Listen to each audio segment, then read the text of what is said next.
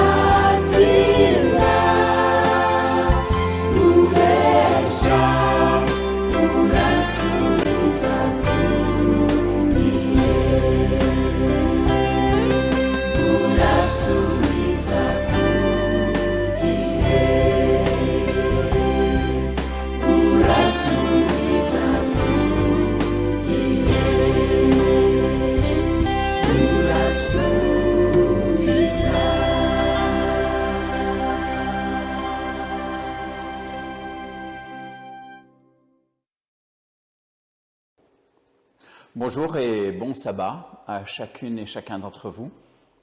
Lors de la dernière prédication que j'avais partagée via YouTube, j'avais abordé notre communication avec Dieu, parler avec Dieu. Et j'avoue que le thème m'avait été bien plus simple à traiter que celui que je voudrais partager avec vous aujourd'hui.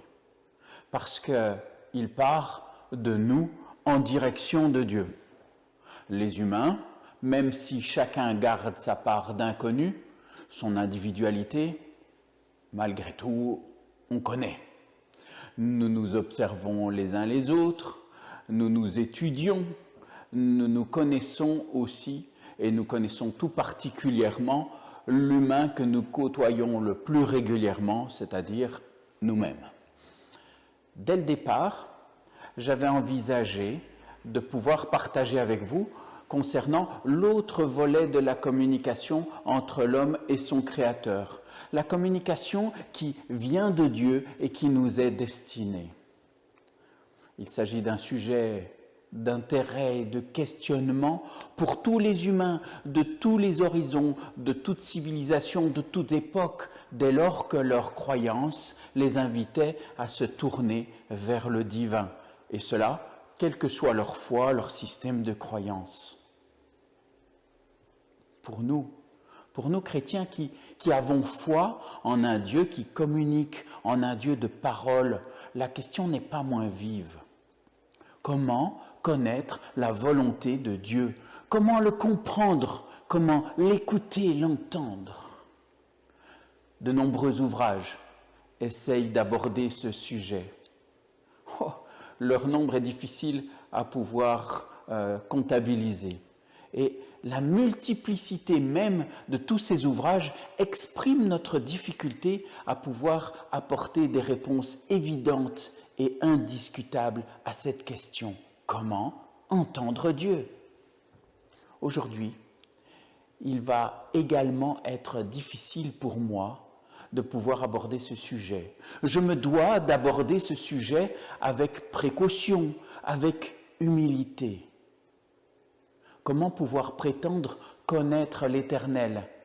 Parler trop ou trop vite à son sujet multiplie le risque d'en parler mal, de ne pas approcher ou dépeindre même un tant soit peu la réalité de ce qu'il est. Je veux toutefois aborder cette question au travers de ce que la Bible elle-même révèle au sujet de la façon de s'exprimer du Seigneur. Cette parole écrite nous place dès le départ face à nos limites, dès lors que nous cherchons à nous approcher de Dieu, à nous mettre à son écoute. Elle nous invite à développer l'écoute davantage que la parole, comme nous le rappelait le texte d'Ecclésiaste au chapitre 5, les versets 1 et 2. Prends garde à ton pied lorsque tu entres dans la maison de Dieu. Approche-toi pour écouter plutôt que pour offrir le sacrifice des insensés, car ils ne savent pas qu'ils font mal. Ne te presse pas d'ouvrir la bouche et que ton cœur ne se hâte pas d'exprimer une parole devant Dieu. Car Dieu est au ciel et toi sur la terre. Que tes paroles soient donc peu nombreuses. Écoutez, ok. Mais écoutez comment? Écoutez quoi? Je n'entends rien. Combien de fois ne m'a-t-on pas dit, mais ça serait quand même plus facile s'il nous parlait directement, audiblement. Je regardais sur Internet encore les jours derniers, et là encore, de nombreux messages se retrouvent partout. Pourquoi est-ce que je n'entends pas la voix de Dieu? Pourquoi Dieu ne me répond jamais? Pourquoi Dieu ne me parle pas? Ces ressentis font écho au texte du psaume 13, au verset 1. Ce texte nous dit « Jusqu'à quand, Éternel, m'oublieras-tu sans cesse? Jusqu'à quand me cacheras-tu ta face ?» Et que dire encore du texte de 1 Samuel 3 au verset 1.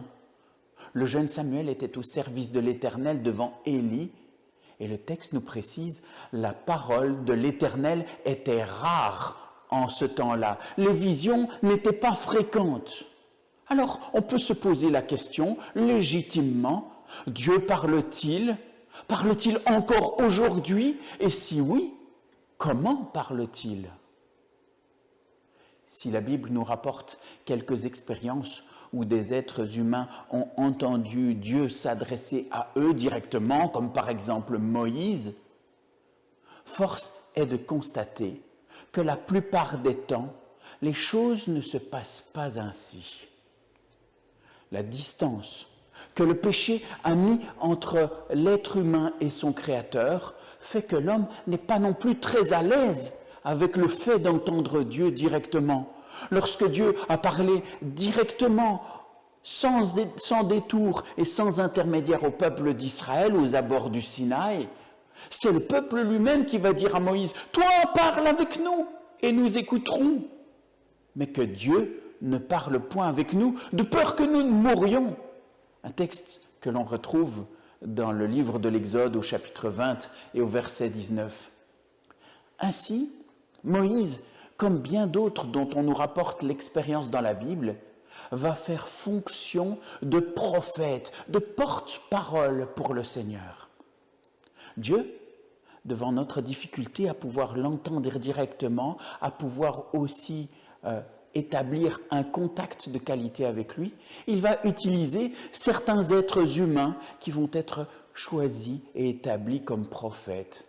Des hommes et des femmes qui cherchent tout particulièrement sa direction, disponibles pour être à son service et qu'il va utiliser pour un ministère, pour pouvoir parler de sa part. Certains auront un ministère ponctuel, un très court moment, une ou deux interventions, et d'autres auront un ministère qui va s'étaler sur de nombreuses années.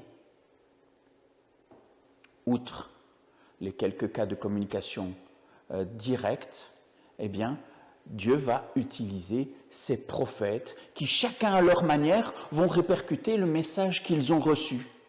Et je vous avoue que je suis personnellement convaincu que même à minima, sans nous prendre la grosse tête, nous pouvons, si nous nous tenons à la disposition de Dieu, toutes être utilisés à un moment ou à un autre pour parler de sa part, pour soutenir, aider ceux qui sont auprès de nous, pour aussi renforcer la relation qu'ils peuvent avoir avec le Père Céleste, pour pouvoir nous soutenir.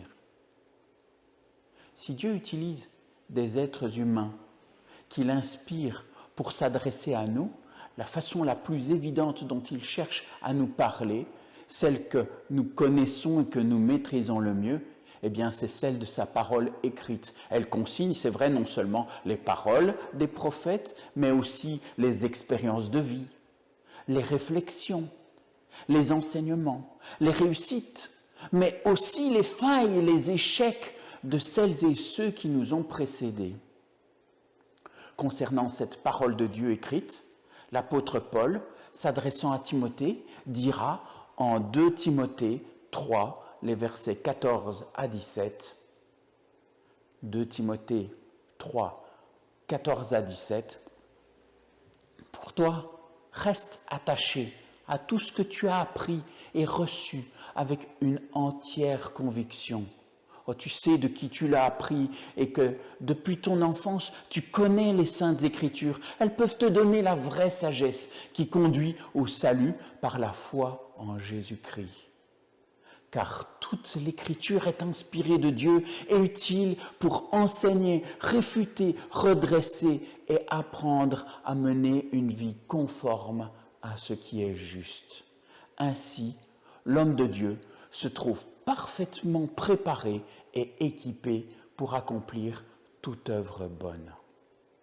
Ce texte, que l'on trouve dans la 2e épître de Paul à Timothée, au chapitre 3, les versets 14 à 17, nous rappelle l'objectif du Seigneur au travers de ces textes inspirés. Il s'agit de pouvoir nous titiller, nous interroger, nous aider à nous remettre en question, à redresser aussi ce qui est tordu dans nos existences, afin de nous amener à être, par notre action, par nos paroles, par notre présence, des sources de bénédiction, des ambassadeurs de celui en qui nous nous confions. La Bible nous renseigne également sur d'autres manières que Dieu utilise pour parler avec nous. En Nombre 12, verset 6, Dieu annonce la façon qu'il utilisera pour communiquer avec ses prophètes. Il dit « Écoutez bien mes paroles, lorsqu'il y aura parmi vous un prophète, c'est dans une vision que moi, l'Éternel, je me révélerai à lui. C'est dans un songe que je lui parlerai. » De nombreux passages nous rapportent des occasions où l'Éternel s'est exprimé au travers de rêves qui sont appelés songes, que ce soit à des prophètes, comme par exemple à des gens que on ne considère pas normalement comme des prophètes. Pharaon à l'époque de Joseph, qui va recevoir un songe l'avertissant d'une famine à venir, les songes du roi Nebuchadnezzar, ou encore peut-être même le songe de Claudia Procula, l'épouse de Ponce Pilate, auquel on fait référence dans Matthieu au chapitre 27 et au verset 19. Cette façon de communiquer peut nous sembler bien étrange, un peu bizarre peut-être pour nous qui vivons au XXIe siècle, des songes, dans une culture qui en plus ne prête pas toujours énormément d'attention aux songes. Alors je ne veux pas dire que d'office Dieu parle de cette manière, mais le fait que cela ne nous paraisse pas très courant ne doit pas non plus fermer la porte à la possibilité que Dieu puisse s'exprimer ainsi auprès de l'un ou l'autre d'entre nous encore aujourd'hui. Pour illustration, à peine arrivé à Collonges, un ami que j'avais rencontré m'avait raconté comme il s'était senti appelé à servir le Seigneur au travers d'un rêve. Et aujourd'hui, encore certains ressentent certains rêves, certains comme des messages qui ont pu leur être adressés par le Seigneur. Et j'aimerais d'ailleurs à ce sujet vous faire écouter un témoignage. Marceline, merci de bien vouloir prendre un petit peu de temps pour pouvoir partager aussi un témoignage avec nous, témoignage qui est arrivé, si je ne me trompe pas, à ta belle-fille récemment. Est-ce que tu peux nous expliquer un petit peu quand ça s'est passé et où et qu'est-ce qui s'est passé? Ça se passait à Madagascar, c'est au mois de novembre 2020. La maman de ma belle-fille, qui a 84 ans, est attaquée par 3 bandits dans sa maison. Ils ont frappé sa tête sur le dos d'une hache 3 fois. Et pendant ce temps-là, à même heure, ma belle-fille, qui habite à centaines de kilomètres de là, a fait un rêve qu'un médecin lui a téléphoné, qui dit que je suis le médecin qui s'occupe de ta maman, tu dois te préparer. Et alors, ma belle-fille a répondu, j'ai parlé avec maman hier, non, elle est bien. Le médecin dit, je suis le médecin qui s'occupe de ta maman, tu dois te préparer. Et puis, elle s'est réveillée. Elle s'est réveillée et puis elle a rendormi. Elle a rendormi et elle a fait le même rêve qui dit que je suis le médecin qui s'occupe de ta maman, tu dois te préparer. Et alors, le matin, elle s'est réveillée, ma belle-fille, donc le matin, et elle a reçu un coup de fil de là-bas, comme quoi, la famille de là-bas, quoi, comme quoi sa maman est à l'hôpital. Elle a attaqué par 3 bandits dans sa maison. Et c'est là que ma belle-fille a pensé à les rêves qu'elle a fait. Dieu lui a préparé qu'elle va entendre une mauvaise nouvelle, mais Dieu aussi a protégé sa mère. Je remercie Marceline qui a bien voulu partager cette expérience avec nous. Oui, c'est vrai, le Seigneur peut parfois parler au travers de rêves. Et la Bible nous parle parfois aussi de visions. La personne qui la reçoit peut être à ce moment-là totalement éveillée. Et je voudrais, pour évoquer les visions, reprendre avec vous l'histoire d'un prophète qui ne fait pas partie du peuple de Dieu. Balaam. Son histoire nous est rapportée à partir du chapitre 22 du livre des Nombres. C'est une histoire qui s'étale sur plusieurs chapitres. De quoi s'agit-il? Eh bien, il s'agit d'un prophète qui a été appelé par le roi Balak. Le roi Balak était le roi du peuple de Moab et inquiet de voir la progression du peuple d'Israël qui petit à petit se rapproche de lui, se rapproche du territoire de son peuple, eh bien, il va envoyer des émissaires, des Moabites, mais aussi des Madianites, qui vont être envoyés pour aller chercher le prophète Balaam. La Bible le désigne pas vraiment sous le nom de prophète, mais de devin. Quelqu'un qui fait de la divination, quelqu'un peut-être un petit peu louche vers lequel on ne se dirigerait pas, en tout cas spontanément. Or, le fait est que ce n'est pas quelqu'un qui est pris seulement en exemple. On voit que dès le départ, son intérêt va être surtout pécunier. Il est très intéressé par l'offre de récompense que lui propose le roi Balak. Si tu viens chez moi, je vais t'offrir de grands biens, des grandes récompenses. Viens et maudis le peuple d'Israël. Je ne veux pas reprendre maintenant toute l'histoire de Balaam, mais néanmoins, ces messagers vont venir le chercher tout près du fleuve de l'Euphrate. Et quand il va revenir, eh bien, suite à plusieurs interventions de l'Éternel, eh bien, il va finalement être amené à faire l'inverse de ce qui lui avait été demandé. On lui demandait de maudire le peuple, et à plusieurs reprises, il va même bénir le peuple d'Israël au désarroi total du roi Balak et à sa grande colère. Celui qu'on qualifierait bien plus volontiers de faux prophète que de prophète va néanmoins, à un moment, recevoir une vision qui le pousse à bénir ce peuple d'Israël.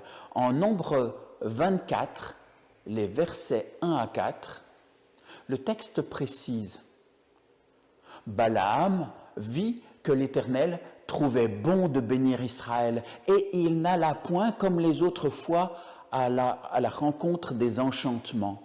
Mais il tourna son visage du côté du désert. Et Balaam leva les yeux, et il vit Israël camper selon ses tribus. Alors l'Esprit de Dieu fut sur lui.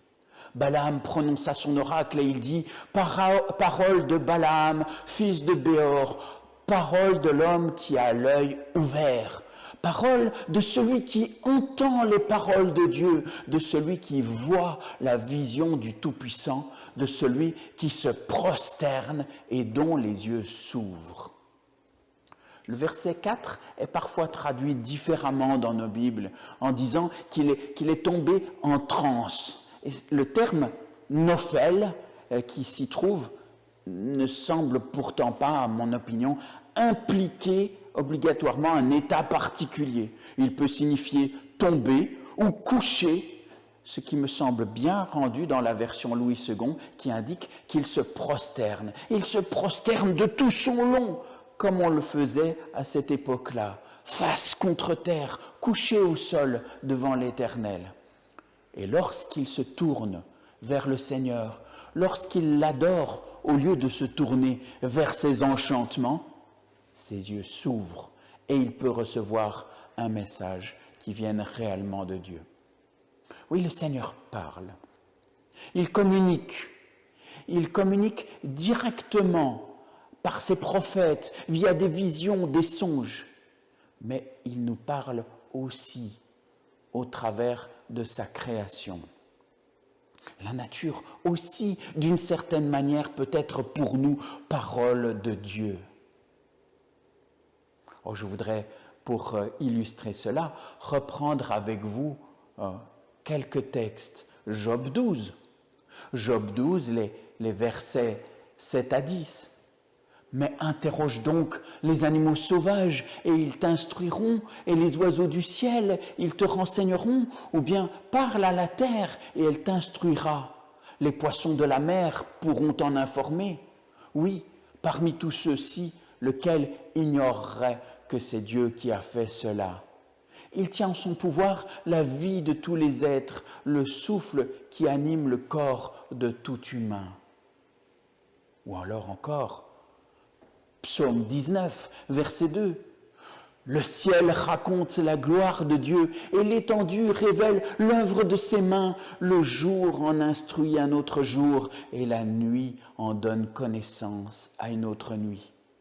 Ce n'est pas un langage, ce ne sont pas des paroles, on n'entend pas leur son. Cependant, leur voix parcourt toute la terre et leurs discours vont jusqu'aux extrémités du monde où il a dressé une tente pour le soleil. Et le soleil, pareil à un époux qui sort de sa chambre, s'élance dans la course avec la joie d'un héros. Il se lève à une extrémité du ciel et termine sa course à l'autre extrémité. Rien n'échappe à sa chaleur. Romains, au chapitre 1, verset 20. En effet, depuis que Dieu a créé le monde, ses qualités invisibles, c'est-à-dire sa puissance éternelle et sa nature divine, se voient fort bien quand on considère ses œuvres. Tous ces textes, toutes ces images, tout ce que nous pouvons contempler dans la nature nous parle de la merveille qu'est le Seigneur, nous dit à quel point il est bon, à quel point il est grand, à quel point il est extraordinaire. Nous dit à quel point aussi il est ordre, à quel point tout ce qu'il fait est parfait. Maintenant, si nous avons vu que Dieu peut parler au travers de ses prophètes, des visions, des songes, de la nature, Dieu peut aussi nous présenter une des expressions sans doute les plus claires qu'il a utilisées à ce jour, le Christ. Et quand on regarde dans Hébreux au chapitre 1, des versets 1 à 3, nous lisons ce texte qui nous dit « À bien des reprises et de bien des manières, Dieu a parlé autrefois à nos ancêtres par les prophètes. Et maintenant, dans ces jours qui sont les derniers, il nous a parlé par le Fils. Il a fait de lui l'héritier de toutes choses, et c'est aussi par lui qu'il a créé l'univers.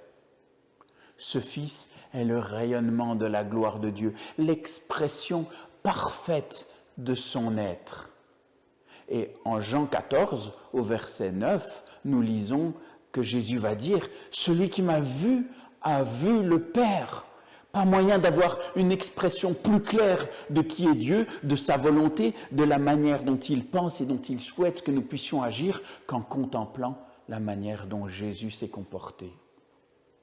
Jean, qui a été témoin de la vie de Jésus, dira plus tard dans sa première épître, la première épître de Jean, au chapitre 1, les versets 1 à 4, « Ce qui était dès le commencement, ce que nous avons entendu, ce que nous avons vu de nos yeux, ce que nous avons contemplé, que nos mains ont touché concernant la parole de vie, car la vie a été manifestée et nous l'avons vue et nous le rendons témoignage et nous vous annonçons la vie éternelle qui était auprès du Père et qui nous a été manifestée. Ce que nous avons vu et entendu, nous vous l'annonçons à vous aussi, afin que vous aussi vous soyez en communion avec nous. Or, notre communion est avec le Père et avec son Fils Jésus-Christ. Et nous vous écrivons ces choses afin que notre joie soit parfaite. Si nous pouvons douter peut-être d'une parole ou d'une prophétie, parce que c'est vrai que les faux prophètes ne manquent pas non plus, ce dont le Seigneur disait en Jérémie 23 au verset 21, « Je n'ai point envoyé ces prophètes et ils ont couru, je ne leur ai point parlé et ils ont prophétisé. » La révélation donnée par Jésus nous permet de percevoir la volonté du Seigneur, son caractère mis en action. Jésus peut nous servir de boussole pour éprouver ce qui nous semble que l'Esprit place dans notre cœur. N'oublions pas non plus que bien souvent, nous cherchons un Dieu qui se manifeste de manière audible, visible, palpable. Nous cherchons, comme je le dis souvent, un Dieu avec des effets spéciaux, avec de la puissance. Mais nous regardons alors à ce qui frappe les yeux, alors que lui regarde avant toute chose à la transformation des cœurs. Souvenons-nous de l'épisode où Élie, découragé, fut appelé par Dieu qui souhaitait se révéler à lui.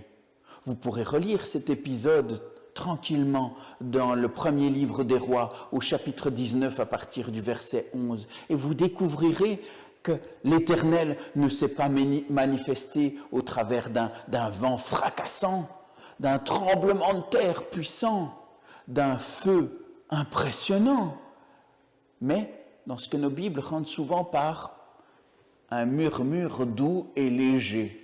Et littéralement, quand on traduit de l'hébreu, on pourrait traduire ça et rendre par « il s'est manifesté par le bruit d'un silence ».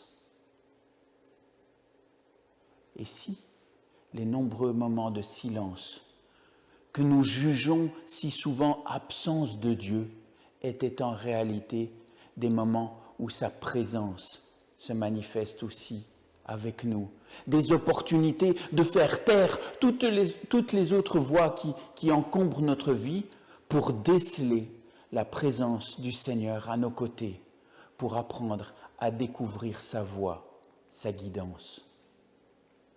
Le Seigneur ne nous a pas laissés sans direction. Il souhaite habiter en chacun d'entre nous, nous transformer, restaurer chacun et chacune d'entre nous comme des créatures faites à son image. Son esprit parle à notre conscience et veut transformer nos caractères. C'est aussi une des manières qu'il utilise pour communiquer avec nous. Mais bien souvent, nous confondons la parole du Seigneur avec la nôtre. Nous prenons nos désirs pour sa volonté. Au milieu de toutes les expériences qui nous sont rapportées par la Bible et qui parfois peuvent nous laisser confus, au milieu de toutes les prophéties que nous parcourons sans parfois comprendre tout ce qu'elles peuvent aussi transporter comme message et comme invitation, au milieu des songes ou des visions qui pourraient nous apparaître, de ce que nous pensons que l'Esprit place dans notre cœur, sachons garder une oreille attentive et comprendre quelle est la volonté du Seigneur, ce qu'il souhaiterait voir grandir en nous, ce qui nous approcherait de ce que vivait le Christ lorsqu'il était sur terre.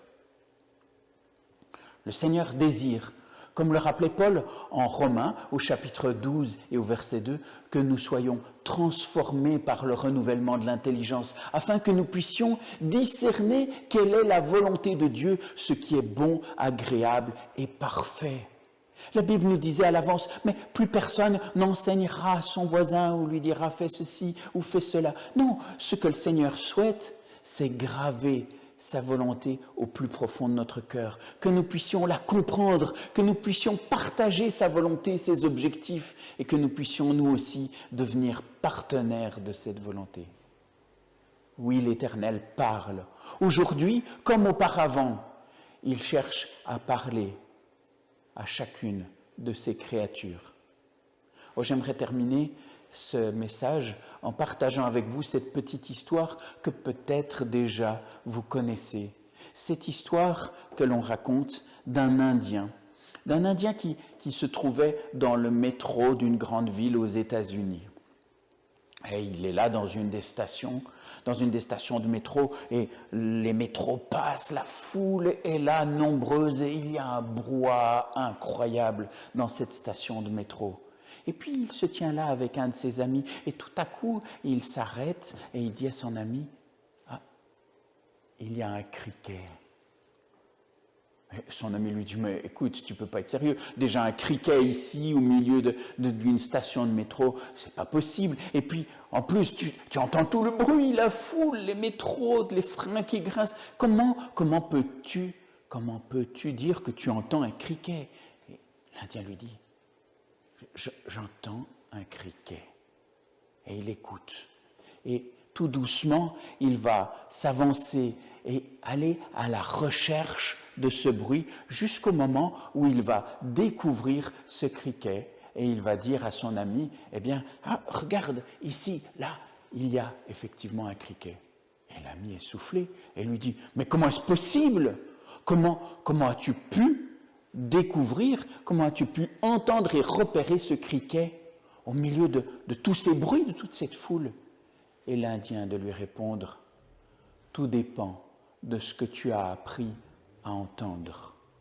Et pour illustrer son propos, il prend une pièce de monnaie et la laisse tomber au sol. La pièce de monnaie teinte sur le sol et ting, Et les gens, malgré le bruit, se retournent. Et l'Indien répète à son ami, tout dépend de ce que tu as appris à entendre. Qu'à la volonté de communication du Seigneur puisse correspondre une oreille attentive, une soif de l'entendre, et que cet enseignement que le prophète Élie avait transmis à Samuel puisse aussi être nôtre. Parle, Seigneur, ton serviteur écoute. Amen. Nous chanterons maintenant tous ensemble une strophe du cantique 187, « Reçois, Seigneur ». Vers toi, Seigneur, j'élève ma voix pour t'adorer, mon Sauveur, mon Roi. Reçois, Seigneur, comme un doux parfum, l'amour et les chants de nos cœurs reconnaissants.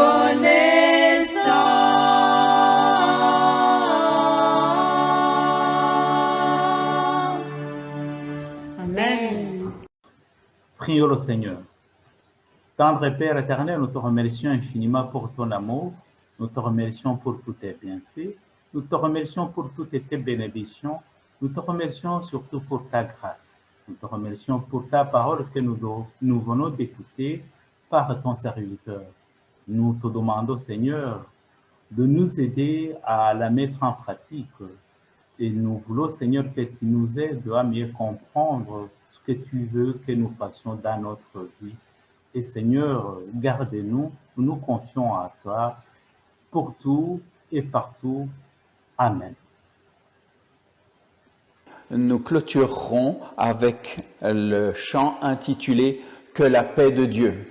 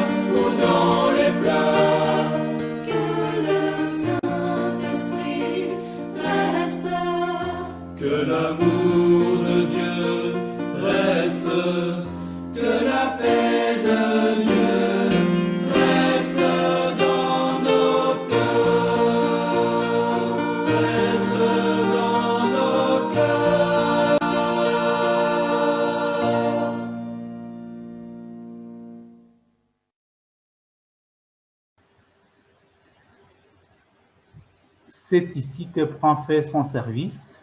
Nous vous remercions tous qui l'avez suivi. Nous vous souhaitons une bonne suite de sabbat. Que Dieu vous garde et qu'il vous bénisse. À bientôt.